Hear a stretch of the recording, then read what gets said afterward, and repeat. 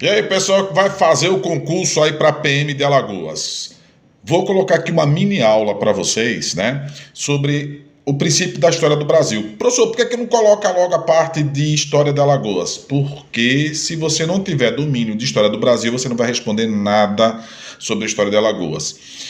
As questões de prova da Sebrasp, principalmente, elas não são decorativas. Você tem que entender o assunto para poder responder. Então vai lá a nossa primeira dica. O que é, professor? Tratando-se de história do Brasil, eu tenho dois períodos.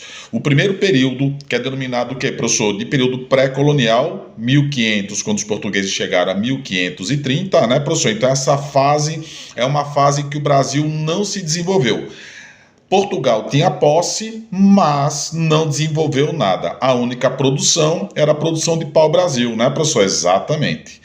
A partir de 1530, especificamente 1534, Dom João III, rei de Portugal, resolveu criar um sistema administrativo, primeiro, chamado de capitanias hereditárias.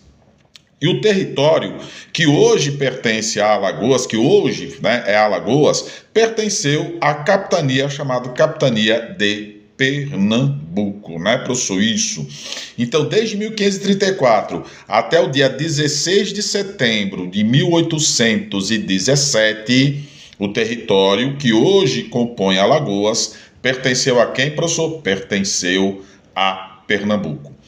Professor, dá para falar rapidamente com relação aos sistemas administrativos se cair na minha prova? Rapidamente, veja só. Somente dois sistemas, ou foram capitanias hereditárias, onde o Brasil foi dividido, né, professor?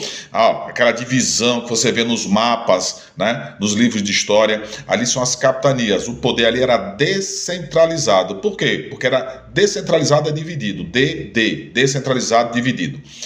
15 pessoas mandando, né, professor? Aqui, na verdade, eram 13, eram 15 capitanias com 13 donatários. Cada um mandava do seu jeito. Então, o poder, ele era descentralizado. Como somente duas capitanias deram certo, São Vicente, lá no sudeste do Brasil, e Pernambuco, porque, professor, se cair na minha prova, cana-de-açúcar. Começaram a plantar cana-de-açúcar, viu que deu certo, e aí, como deu certo, se desenvolveu essa produção no Nordeste do Brasil. Por que no Nordeste, professor? Solo, clima e experiência anterior. Solo de Massapê, clima tropical e a experiência na costa africana e nas ilhas atlânticas, né, professor? Portugal já tinha feito antes, já caiu na prova da PM Alagoas. Se liga aí.